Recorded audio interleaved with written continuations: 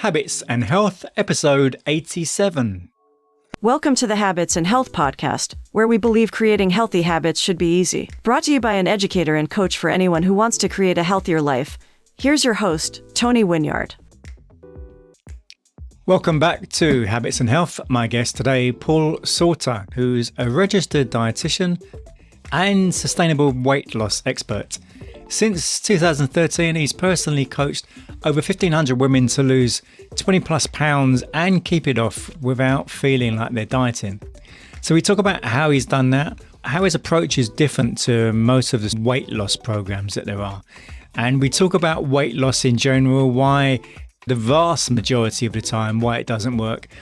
And also about his book, The 5% Way and the 5% Way podcast. So that's with Paul Sauter, today's episode. Hope you enjoy it. If you know anyone who would really benefit from some of the value that Paul talks about, and probably they'd really value from his book, please do share this episode with them. Okay, Habits and Health. My guest today, Paul Sauter. How are you, Paul? I am doing well. How are you? I'm much better. Considering what you've been going through over the last sort of recent period, you're very smiling. I try to always find the positives, yes. So that's my default. Do you want to explain to our listeners what I mean by that?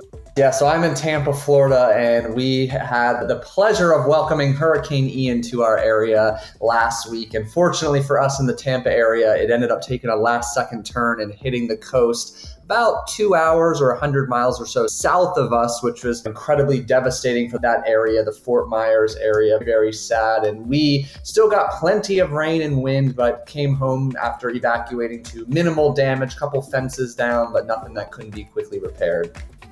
Wow. I imagine it must have been pretty nerve-wracking at one point, when you're not sure if it's going to come towards you or not. Yes, it's like this collective freak out takes place amongst everyone in the area. So the grocery stores are raided, people are fleeing inland or north as far as possible, and it just creates this unnecessary level of panic and chaos. And yes, these storms can absolutely be incredibly devastating, but they usually are best navigated with a sense of calm, intention, and direction. So some people go that route, others take a bit more of a chaotic, unpredictable route. I guess that's just human nature in general. Exactly what it is. Okay, so Paul, you're a registered dietitian and a sustainable weight loss expert. So tell me more about that.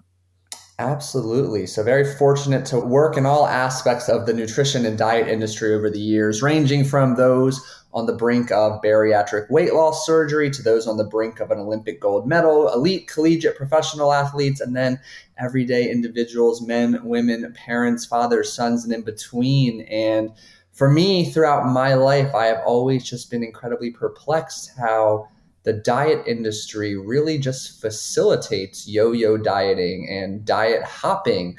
And it's really become clear to me over the last few years in particular that the diet industry, I hate to say this, really just does not care about the individual and is much more concerned about the amount of money in their bank account. And as a result, you can see that's reflected by the overarching push. This is a very big generalization. Let me be very clear here. It doesn't apply to everyone in this industry, but there's always this push for quick, restrictive approaches promising fast results, basically providing a Band-Aid over a bullet wound, and it just leads to someone making incredible results in a short period of time, not being able to sustain them because of the restrictive and unindividualized approach taken. They regain all the weight, if not a little bit more. They find themselves even worse off, so they repeat the process, and now the diet industry has a lifelong repeat customer. So I have felt it is my obligation to forge a different path and to help show people that there is a way to achieve significant sustainable weight loss, but it's not through only overly focusing on nutritional X's and O's. There is an emotional component, a mindset component, and a behavioral component as well. There's so much to dig into to what you've just said. And one of the things that I would say amazes me is how they're able to get away with this. Like companies like Weight Watchers, they're all over the world as far as I'm aware, and they're just taking people's money, and people really believe this is going to work for them. And it's so sad. I've got friends now I see on Facebook, and at the moment they're really happy because they've been losing all this amount of weight over the last couple of months. Yep.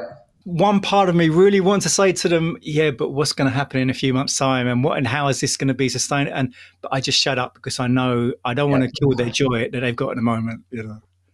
Yeah, and I think it's part of it, I will say, is just incredible expertise and awareness on human behavior and human psychology by the big diet industry. And part of it comes back to our biology, and we can take the blame in that we are wired for laziness. And what I really mean is efficiency, effectiveness, taking the path of least resistance. So if you tell me I can just follow this plan blindly to a T for 30 days and drop 30 pounds, and I'm in a place where I am desperate, unhappy, overweight, frustrated, maybe borderline depressed, like you're selling me quick results. I want nothing more than to get the heck out of my current situation. So absolutely sign me up. Here's my credit card. Let's go.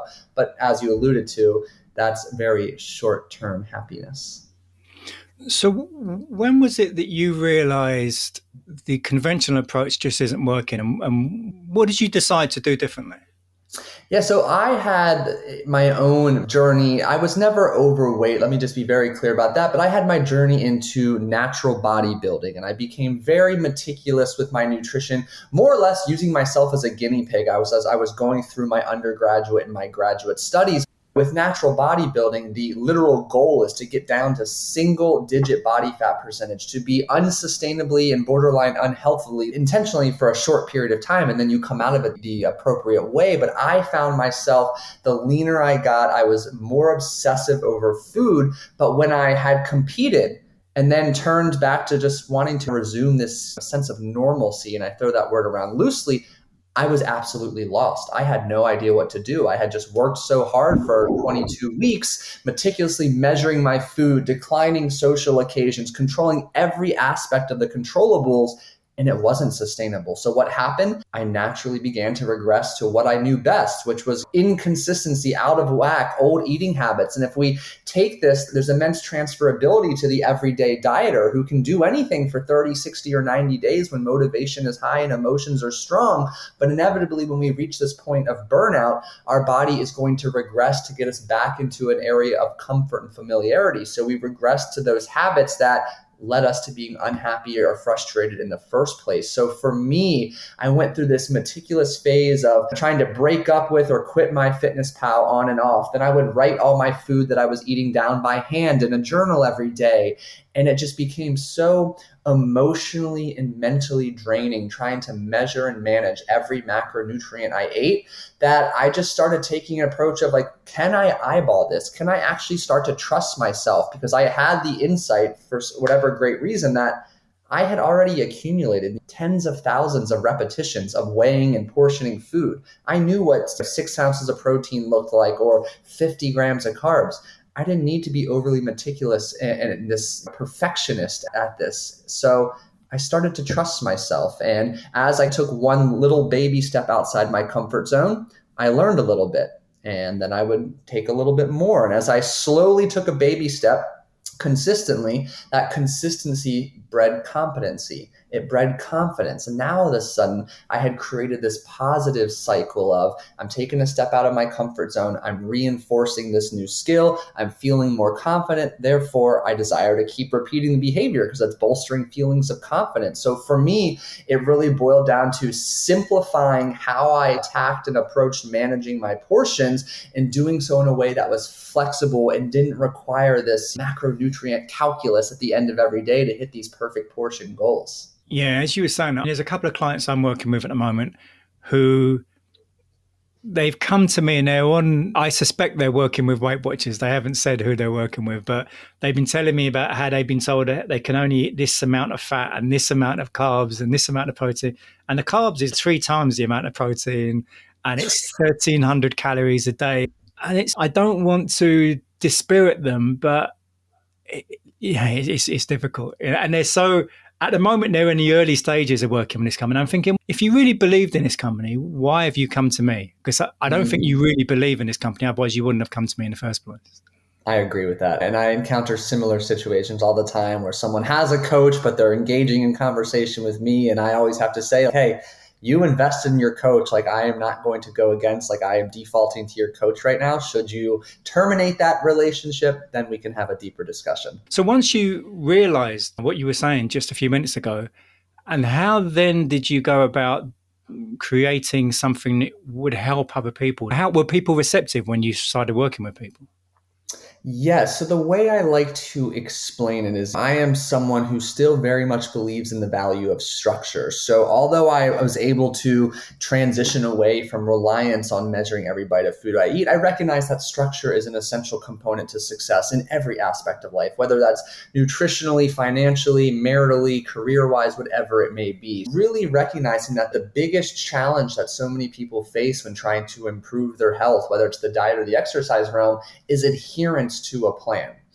But if we can prioritize adherence, that's what breeds consistency. And you and I both know it's consistency over the long term that leads to the significant sustainable results. So I had to do a really good job articulating what are the most important factors to prioritize to put adherence at the top of the list. And through tons of trial and error and millions of conversations, just repeating and fine tuning, it ultimately boiled down to building an approach, not trying to find it, really creating it and taking ownership and empowerment that was unique to individuals. Did they want to eat 3 times per day or 6 times per day? Do they want breakfast as soon as they wake up, or do they want to wait 4 hours? It's got to be unique.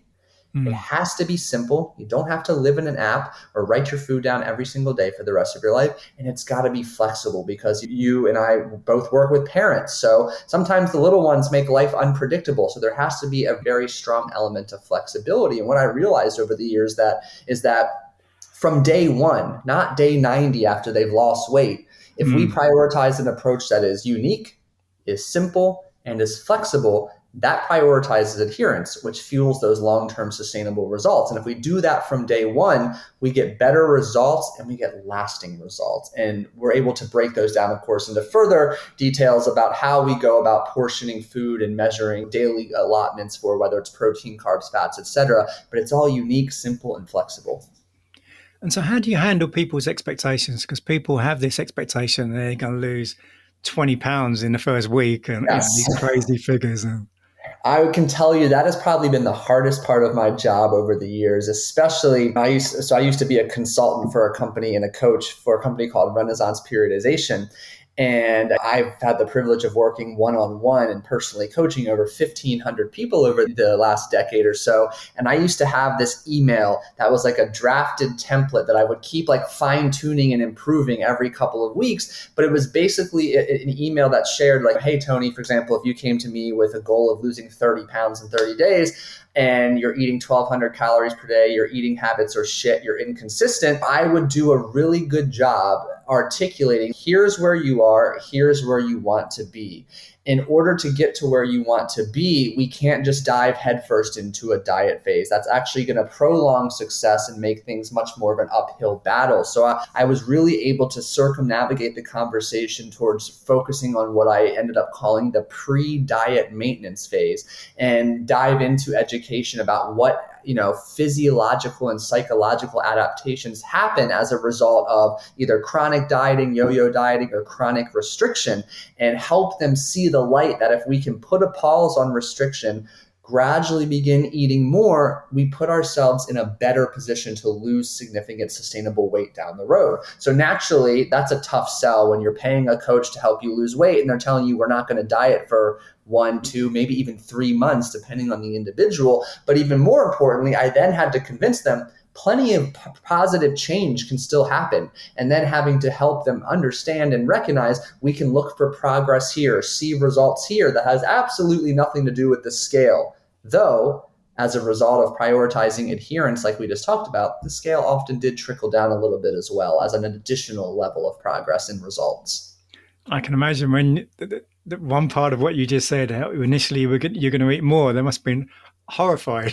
Yes, and I had to even started including at the end. I fully respect your decision. If you want a refund, now's the time for it. But this is my professional opinion after having worked with X number of people. And it's really up to me and the coach in that position. That's your moment to really build trust, Right. position yourself as the credible expert, and more importantly, show them a path with a why and an explanation every step of the way. If you can share the why behind everything that you're doing with your client, both in the short and the long term, they understand why we're doing something, which helps them navigate the tough out of comfort zone experiences that are inevitable with change. So you started working with people, and how long ago was it you started this plan or this way of working with people? Oh man, I guess technically it's been since 2011. So So in over the 10 last years. 10, 11 years, so you've clearly worked with a lot of people since then. So I imagine you must have so many testimonials and so on to how this has Mhm. been working for people. Absolutely. So apart from just helping them lose weight, they're almost certainly going to be getting healthier as well. Absolutely. And not even in just predominantly physical health. And one of the big teaching points I try to harp on is my priority with any new client or community members, yes, we're going to take care of their nutrition, just how I outlined, and get them a nutrition framework up and running. But it's going to be so unique, simple, and flexible. And we're going to prioritize how to understand and comfortably and confidently execute it early on, that ultimately, in a very short time, we free up both mental and emotional energy to be able to do some of the deeper work, looking into what does your self-talk sound like? What does your word choice on a daily basis look like? What beliefs do you have about yourself? What stories are you telling yourself? And really through that type of deep work, emotional intelligence, awareness, and management, we're able to help these individuals truly accelerate their growth in the level of confidence, trust, and love they have for themselves. And that naturally reinforces the positive diet and exercise changes that they were technically working for as a priority number one when they first started. Because when you begin to feel really good and speak kindly to yourself, both consciously and subconsciously, you seek out more behaviors that reinforce that, such as eating well and exercising regularly. Wow, this is so much more than just losing weight, isn't it? 100%, 1000%. It's a I want to go back wonderful. to something you said about 10 minutes ago. So you talked about natural bodybuilding, I think it was. So can you expand on that? Yeah, so this was for me, this was between 2011, 2012, and maybe even 2013. So natural bodybuilding just means simply for every competition, you are drug tested, polygraphed. There's no performance enhancing drugs whatsoever. It's just a combination of someone's work ethic, genetics, of course, their diet, their exercise consistency, and very much consistency over the long haul. So for me, I competed at a weight class that was probably about 20 pounds lower than I traditionally was sitting at that point in my life. So it required me to really tackle an arduous diet and to really push those extra few pounds off to get to that level of leanness is an entirely separate mental and emotional and physical beast than the dieting that you and I are predominantly speaking of. And so when people come to you for this program that you're helping people with now, and I presume exercise is an element of this or a component of this, do you, I guess it depends on what the person prefers as to what you recommend them to do, or how do you go about the exercise component? So that's a great question. I actually don't do any individualized exercise program. I will work with that individual to make sure they have found an approach that they enjoy, because that's the Right. most sustainable form out there. And I'll give big picture feedback. So for example, if someone has some very strong physique or body recomposition goals, but doesn't have any resistance training in their routine, I'm going to be the one that says, hey, I recommend at least a minimum of 2 resistance training workouts a week, focusing on compound lifts, these set and rep ranges, etc. And I give a lot of guidance and general feedback, but I don't do any of the individualized prescription and plan building anymore, even though I used to. It's just not quite as exciting to me as it once was, compared to more of the mindset, the belief work, the emotional work, and of course the nutritional work. So the question I'm going to ask you now is a bit like how long is a piece of string, but when you're working with people, is there a typical time frame this will take? For the kind of total transformation, Yeah. I would say it happens in stages. So I would break it down into 4 phases. The first is if someone truly is all in and surrenders and is open-minded to being coachable and doing things differently, they'll begin not to recognize themselves in 30 days. Their self-talk will be drastically changing. Their just awareness about the beliefs and stories that have been holding them back will be drastically different. And then, of course, some of their behaviors will be different. Come 3 months, that's usually the time between month 2 and month 3 where someone has spent enough time away from dieting and made so many mindset and emotional and behavioral changes, will begin to dive into a diet phase. So at that point, they're maybe a month into or just beginning a diet. At the 3-month mark, they're physically feeling and seeing a difference. Whereas about the 6-month mark, at that point, they have likely completed a pre-diet maintenance phase, an actual diet phase, and are in what we like to call their post-diet maintenance phase. And they are just a drastically different woman. And then you just compound that another 6 months so that by a year later, you don't recognize that person. The way they carry themselves, the way they speak with confidence, clarity, energy, and enthusiasm is all a night and day difference from the time that we met them. So there's, like I said, 4 key phases there where we see the biggest amount of change. And is it mostly just women you're working with or guys as well? So my primary area of focus, called the 5% community, is 100% with women. I do work with a couple men in a one-on-one capacity, but most of what I do is with women. Was there a reason behind that? The weight loss industry is primarily composed of women for a multitude of reasons. And that, as I looked at my stats way back when I was so heavily involved in the one-on-one coaching, I had about 90% of my clients who were women. So I was fortunate enough to be incredibly studious myself and learned a tremendous amount from these women, began to fully understand their pain points, their frustrations, their challenges. And I just, through so many repetitions and so many years, have really developed a way of communicating, relating, coaching, and articulating and holding accountable women. So are you doing this just on your own, or have you got people working with you? How does the whole thing work? Yeah, so I have a small team behind me consisting of our community success and happiness manager and a couple other key pillars within our community itself. And we're able to really make sure that we give every single community member the utmost individualized attention, accountability, coaching calls, etc. We really take the approach of never wanting someone to feel lost in a sea of many, despite having a technically one-to-many or one-to-community model, because I've been there before. I've been part of coaching communities and groups where I just feel lost. My voice isn't heard. My needs aren't concerns. If I have a problem, I'm never really informed about what the answer is or how to solve it. And we do an excellent job between the 4 of us really working hard to serve our community on making sure everyone's needs are met.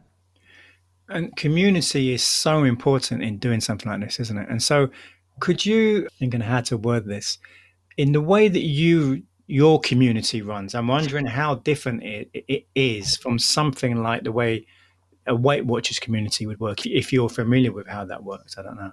I have a little bit of knowledge, but I can share more about ours, of course. So where I find the biggest value in community is when we are attacking a goal by ourselves. It's very easy to succumb to feelings of isolation, loneliness, and hopelessness. And if we lose hope, we're a lost cause. Whereas when we surround ourselves, in this case, with like-minded women who can relate to our challenges, diet histories, and frustrations, we immediately can replace those feelings with hope, with inspiration, with relatability and support. And that is a very potent combination to begin accelerating commitment, action, and ultimately results. And just the synergy created when, you can quickly feel someone understands where you've been. You're a mother of 2 who is just getting back into your job after giving birth to your second child, and you feel lost. You haven't lost all the baby weight. And to quickly hear that 5 other women are right there with you, or a handful of others were just there 6 or 12 months ago, it helps reinstore that sense of hope. And whenever hope is present, anything is possible. And a community really helps ensure that hope is always felt. And so is that community online, physical, both? How is it? It's online. We use the application called Slack, but we're actually hosting our first ever in-person event here in about 2 weeks and 2 days. Wow. What sort of numbers are you expecting for that? So this will be a small, intimate turnout. There will be 12 of us here down in Tampa, Florida, and we are incredibly excited. Wow, I can imagine. So how do you see this developing in the near future, long-term future?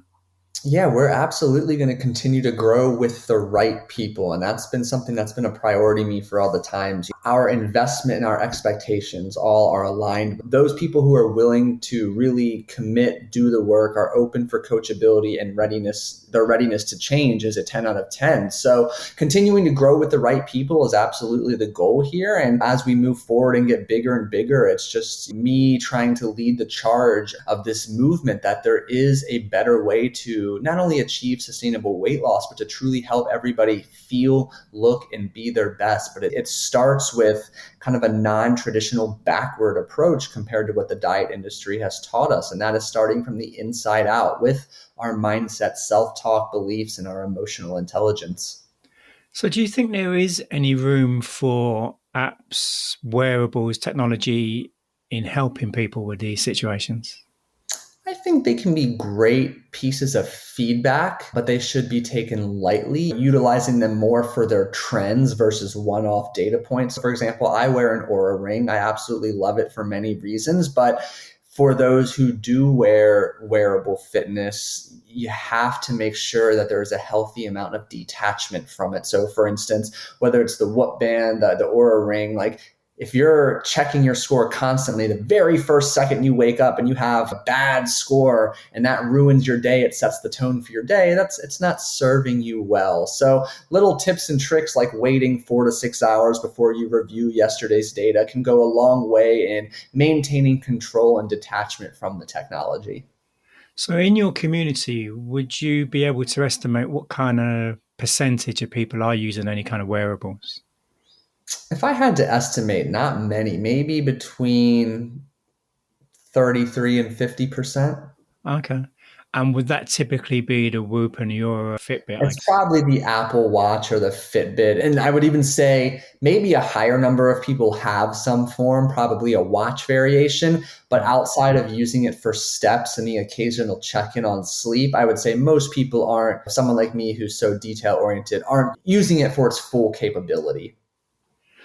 So when people are, I forget, it's horrendous stats for people who are on a yo-yo diet. I think Yeah, 90%. I mean, I forget what the number. 95% regain Right. the weight within 3 years. What do you think is the biggest mistake most of them are making? Oh, if I had to boil it down to one. Or maybe a couple of them. Yeah, I think so. First and foremost, we've been conditioned and misled that we have to take these quick fix, unsustainable, restrictive approaches. Part of it is just the social conditioning that we've been exposed to over the last couple of decades with the diet industry. But I think we're all guilty of outsourcing some of the hard work rather than doing it ourselves. So, like I mentioned earlier, human beings incredibly resilient, committed, and gritty when the right motivation is in place. But we both know motivation comes and goes, but it's much easier just to blindly follow something for a short period of time. Whereas if we stop, slow down, and look inward, that type of work is messy, uncomfortable, and chaotic, but it's the most fulfilling and rewarding if we make it a priority. So I think we're just all collectively guilty of trying to find an easy way out and a quick fix that continues to perpetuate this cycle of yo-yo dieting and diet hopping. So I don't know if you're familiar with Ray Dalio. So he's got this quotation in his book called Principles. And I'll read this out and I'll include this in the show notes because it's quite a long quotation. But Principle 1.8, weight second and third order consequences by recognizing the higher level consequences nature optimizes for. I see that people who overweigh the first order consequences of their decisions and ignore the effects of second and subsequent order consequences rarely reach their goals. This is because first order consequences often have opposite desirabilities from second order consequences, resulting in big mistakes in decision making. For example, the first order consequences of exercise, pain, and time spent are commonly considered undesirable, while the second order consequences, better health and more attractive appearance, are desirable. Similarly, food that tastes good is often bad for you and vice versa. Often the first order consequences are the temptations that cost us what we really want, and sometimes they are the barriers that stand in our way. It's almost as though nature sorts us by throwing us trick choices that have both types of consequences, and penalizing those who make their decisions based on the first order consequences alone. People who choose what they really want and avoid the temptations and get over the pains that drive them away from what they really want are much more likely to have successful lives. And I realized that was an extremely long quotation and probably way too long for people to take all that in, which is why I'll put that in the show notes. But I don't know if you've come across this before, but what are your thoughts? I think he's absolutely right. That's an incredibly well articulated point. Yes, a bit lengthy, but I understand exactly what he means. You're right. Like, it all comes down to, what are we willing to sacrifice? What are we willing to be how long are we willing to be uncomfortable for this ultimate prize, leveling up, or destination? And if it seems that you're right, or he's absolutely correct, that we focus on the right consequences. And if we could reframe our thinking and ultimately adjust our reality of the timeline to complete or attain our goals, it would serve us all incredibly well. But that usually involves being uncomfortable, and that's not what people like, is it? We're not wired for that. Our whole body's nervous system in particular is wired for homeostasis. So the minute we got a whack, just like when we diet, the moment we start dieting and restricting calories, our body begins fighting back to restore that sense of homeostasis. So, I mean, you've got such a different approach, which is clearly working, and it's so much better than most of the, or 99% of the models that are around. Have you thought about putting this down into a book or anything along those lines? I have recently started writing a book, yes, that will very minimally touch on the nutritional aspect of what it takes to achieve sustainable weight loss and feel and look your best. So yes, you're spot on there. And how long do you think this process is going to take? That's probably 12 months out from that. Right. And have you got like a publishing deal or anything? No, not yet. I'm not sure what direction I'll go. I've published 2 books previously, one self-published and one with the company I was consulting for. And that the self-publishing route is very easy, very cost-friendly, minimal barrier to entry. So I'll explore as the time gets closer, but I'm definitely going to send the pitch, the proposal out to multiple companies and see if there are any biters. And well, staying with the topic of books, is there a book that's really moved you in any way? So many, but I can tell you one of my most gifted books that had a very big positive impact on my life is called The Code of the Extraordinary Mind by Vishen Lakhiani. And that one just really opened my eyes to how much I was getting in my own way, how much society had conditioned me to get into my own way, and really empowered me with a sense of awareness and tangible tools to create my own life rather than just trying to hope I find it or stumble into it. And when did you read that? I believe the first time I read that book was probably 2018 or 2019 maybe. And so when did you reread it? Probably once a year ever since. And it's when there is a book that it moves us so much, you have to reread it, don't you? It's just, Yes. yeah. And it's fascinating when you go back and you start seeing things. I don't remember seeing this the first time I read this. Yeah. You're just in a whole different place, aren't you? Yes. Yeah, yes, and that's why, just like you said, I encourage people to reread books because you're at different chapters of your journey. So some things aren't going to stick, some things you're going to miss altogether, some things won't make sense. But when you're 6 months or 12 months further into your journey, things will hit differently. You'll be able to better absorb and be open to them. So if people want to find out more about your 5% approach, the 5% community. 5% community. So if people want to find out more about that and your social media website, so where would they go? Yeah, Instagram is the best place to connect with me, at Paul Salter Coaching. I'm there almost every day. And that's the best way to really just get to know me, my personality, who I am as a human being, what I stand for. And I just invite you to come say hi. And finally, Paul, have you got a quote that you like? I've got many quotes. The one I'm really trying to dig into now, I'm reading it right off my whiteboard above my computer, is quality time off leads to quality time on. And I love that quote for many reasons. For me in particular, having a history of so much go and do, never slowing down to be and enjoy. But I also think there is a sneaky transferability to the diet industry. If you're constantly on diet, you can never expect to fully reach your potential of achieving significant sustainable weight loss. So it's the breaks, the time off from dieting that allow you to truly achieve the physique you desire, the feelings you desire. So I'm wondering, when you first came across that, were you in a situation where you would just work?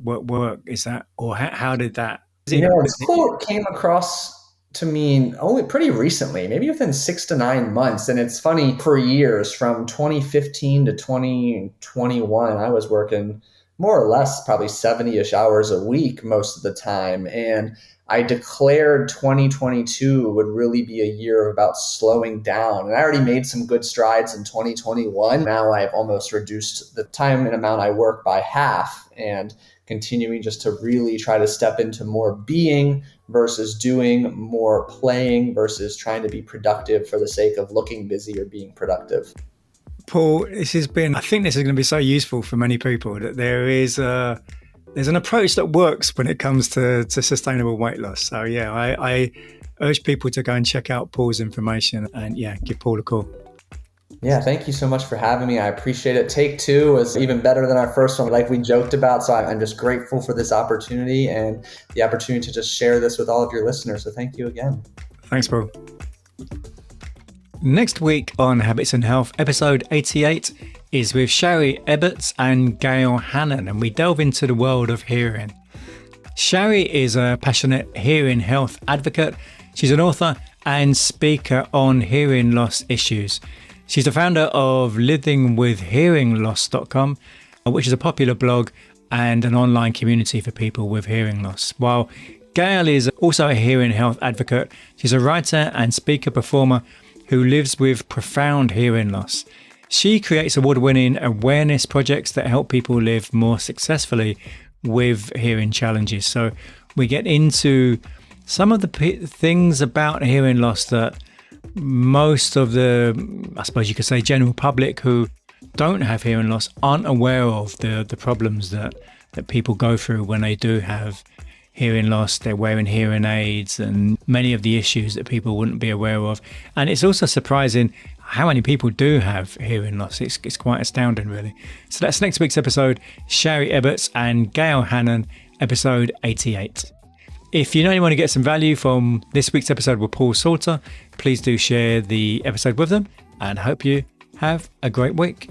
Thanks for tuning into the Habits and Health podcast, where we believe creating healthy habits should be easy. If you enjoyed this episode, please subscribe and leave us a review on your favorite podcast app. You can also sign up for email updates and learn about coaching and workshop opportunities at tonywinyard.com. See you next time on the Habits and Health podcast.